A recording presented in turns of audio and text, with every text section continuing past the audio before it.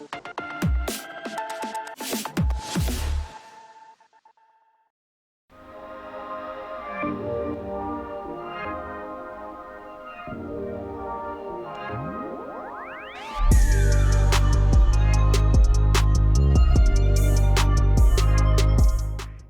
everybody, Anthony here from Crazy Tech Lab, and today we're going to be looking at the brand new Elgato light strip. So this is a brand new light strip, RGB light strip I should say, that's from Elgato, and the idea is that you can control your RGB lighting from your smartphone. So if I just flip the camera up, you can see that over the back there I've got two of Corsair's IQ light strips out the back, and what I want to know is basically, is the Elgato light strip better than the IQ ones? So the light strip that we got here, you can customize it to any length, which we'll look at in a minute, and also the idea is that the lighting is pretty even along the length of the strip, unlike the Corsair IQ strips, which are obviously not that long. I think the longest is something like 40 centimeters, so not great for illuminating the entire length of a desk, and that is kind of where this comes in. So what I really want to do today is just look at what you get in the box, how easy it is to set up, and how effective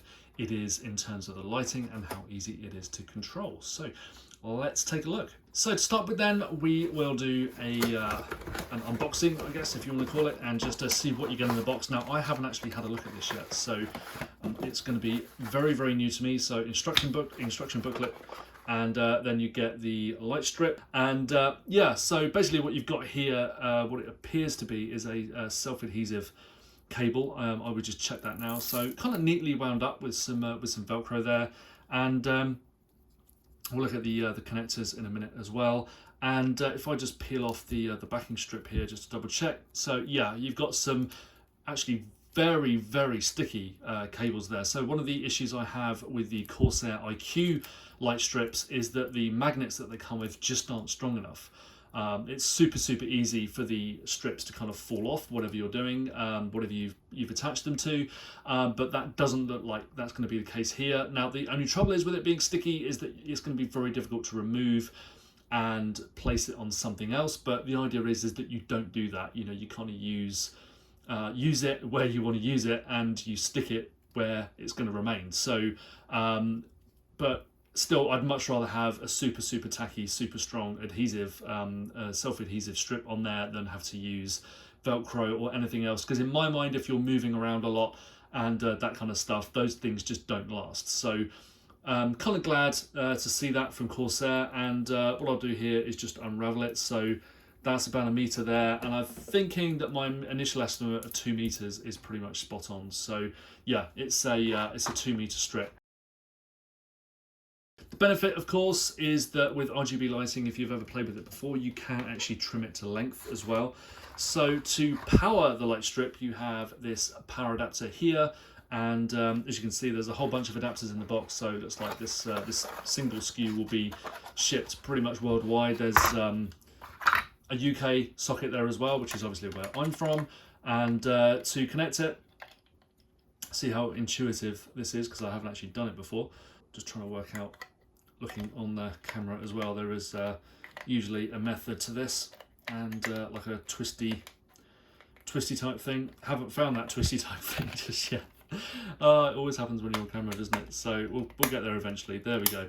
So move it around, click it into place, and away you go. So not too cumbersome to deal with. It's, yeah, you're going to have a power socket nearby, which may or may not be your thing. The benefit with the IQ ones is that you can run the USB cable off across a room. You can have, you know, as long as a USB cable works, you can have control over the RGB lighting, but it is still mains powered. So at least here you've got the benefit of wireless control over the lighting, and as you can see here, this is the light strip control. So the power connector actually goes in there like that, and then you've got the wireless control here. So that is pretty much how it works. And the final step, of course, is to just plug the lighting strip into this connector, which I think goes that way around. So that's basically what you're left with. So there's not a massive gap between the end of the two. I might have liked to have seen a little bit more slack there, just so you can,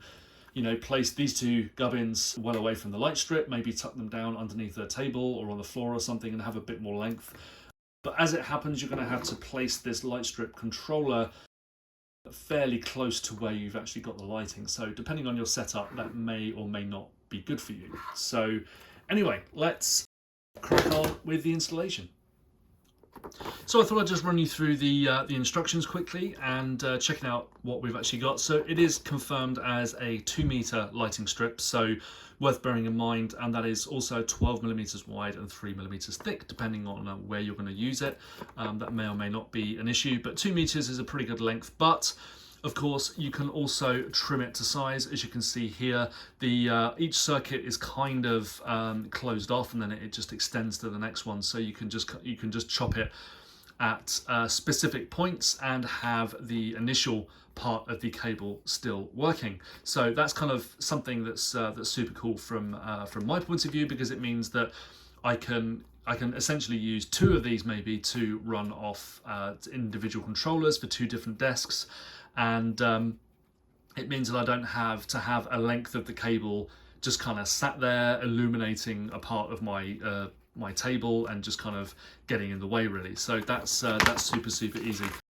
The Wi-Fi controller and the control center. So it'll be interesting to see how that actually works in a minute, how easily it is to actually fire up a control. You've got Android as well as iOS support. So that is pretty much it. So I'm hoping, given that there's literally a single page on the actual operating instructions, that this is going to be relatively simple to actually set up. So let's take a look. So I just thought I would show anyone that's concerned about cutting the light strip about how easy that actually is to do. Well, as you can see here, it's very easy, because the cutting marks are actually marked on these strips for you, like so. So there's just the scissor indicator, and they appear at pretty much every I guess that's probably 40 centimeters around that. So you can see there's like another one there.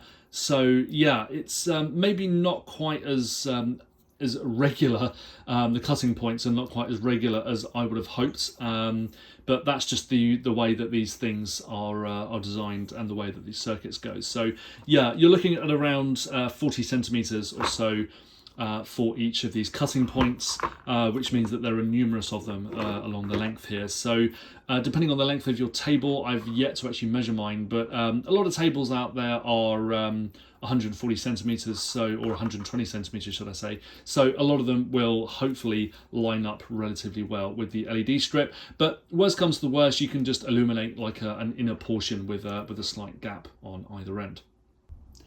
Okay, so now I know just how long the cable needs to be. I'm going to cut it on this position here, which does leave a little bit of length left over, but that's just what you need to do with these things. You just need to customize it to your own needs. Of course, there's nothing stopping you running around the corner of or the side of a table just for a bit of extra lighting if you don't fancy cutting the cable, or if you think you might need a slightly longer length in future. There's no reason why you can't do that. And what I'm just going to do now then is cut along that dotted line, and there we go. As easy as that. Just standard pair of scissors, go straight through, and you can now connect your RGB cable.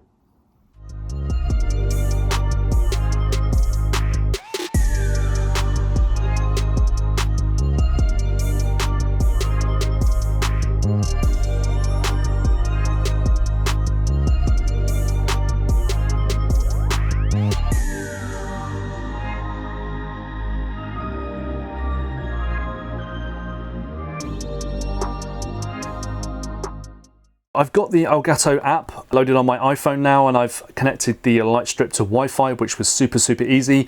I should mention that the controller box has its own Wi-Fi module in there, so once it's connected to your home network, that is basically all you need to do, and it will remain connected indefinitely, basically. So all you have to do is to head to the app and then just press the on button there, like that. It was already on, but I've just turned it off and on again, and it's instantaneous. So there's no having to connect to your Wi-Fi every time or Bluetooth or anything like that, the controller box is always connected to your home Wi-Fi. So that's really, really great as far as I'm concerned, because it means that it's an instant on basically, and I can start taking my photos for Instagram or doing video work for YouTube, and it's just really, really cool. So the front section here, you've got a brightness control, and you've got some favorites up here that you can just use to select from different colors. So I'm just flicking through some yellows and pinks and reds there. And if we delve a bit deeper into the app, you've got the full RGB color spectrum, and you can see here that I'm just flicking through a few colors there, and it's changing it instantly over the back there behind the graphics card. As you can see, there are some sort of points of light there, so the LEDs are visible. It's kind of a clear protective film over them, so you will need to factor that into your lighting setup. You might need to think about more diffusing over the back there if it's a particularly glossy surface and you don't want to see those light points. But otherwise, the app is pretty good. So you can chop and change the favorites. I'll just get rid of this white color here, and we can move it over to orange, for example. You can then click plus again, and you get another favorite. So that's really, really handy for picking different colors and just having quick access to them. If they, you can color match them to the rest of your setup, that kind of thing. There's also a color temperature option as well, so you can basically pick from a pure white or a cold white or warm. I'll just flick through those up there as well. So there's the pure white, and going back down to cold. There are no actual Kelvin figures, no actual figures here to actually basically match it to the rest of your colors, your lighting setup, but it's kind of useful to have anyway, I think. So what I'll do now is just run through a few of these colors, and I'll go to the RGB design because I think that's going to be a little easier to do. So this is obviously white. We'll go now for a blue. That looks really, really good. Very, very punchy and very, very accurate. And over to purple now. Again, that looks absolutely fantastic. Up to red, and I should mention here that there's kind of an orange strip down the bottom. I think that's more due to kind of my camera overexposing it and not dealing with that really, really punchy red down the bottom particularly well. I have tried adding in my lighting, my studio lighting, but it kind of whites out the color a little bit. So I'm kind of a bit reluctant to do that, because you just don't see anything. But it is a very even red from what I can see here with my Mark 1 eyeball. So it's just my camera not dealing with it particularly well, which is actually quite rare for this one, but yeah, is what it is. So yellow then, often quite a tricky color to get right for RGB lighting in my experience, but it's doing a really, really good job here. I'll just flick that down to orange so you can kind of see that as well, because orange is one of my favorite colors. And yeah, again, there's a slight sort of dip down to yellow down the bottom, which isn't actually there in my eyes. It's just where the lighting gets a bit more vibrant down the bottom. Green, obviously looking great down there. Very, very bright, vibrant, and you can select from obviously different shades as well. So there's like a bluey green or a yellowy green. Looks really, really great. And then back down to blue again. So I think the software works great. It's very, very quick and easy to connect, which I love, especially if you just need to just drop everything and just get some quick photos of something. It's very, very quick and easy to use. The colors are fantastic. You get a 2-meter strip, which, as you can see here, I've actually used less than that, and that's easily enough to deal with this sort of, or is it a 1.5 meter table or something here, which is really, really cool. So I yeah, absolutely love the light strip. It's much, much easier to use than the IQ strips that I had, and you can adhere it to pretty much any surface. So if the adhesive doesn't work for you, then you can add your own. Just add it to the back of the light strip.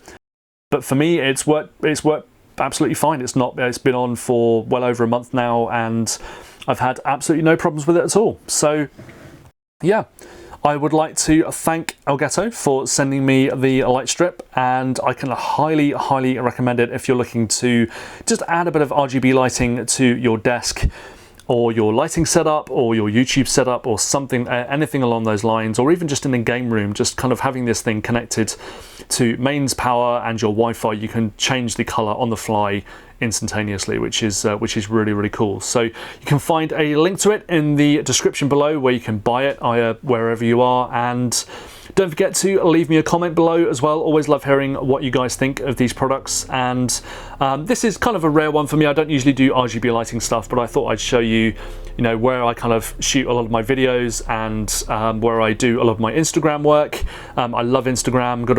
Getting a really big following on there now, so don't forget to chuck me a follow in there if you love Instagram and like all the crazy PC hardware that I'm reviewing half the time.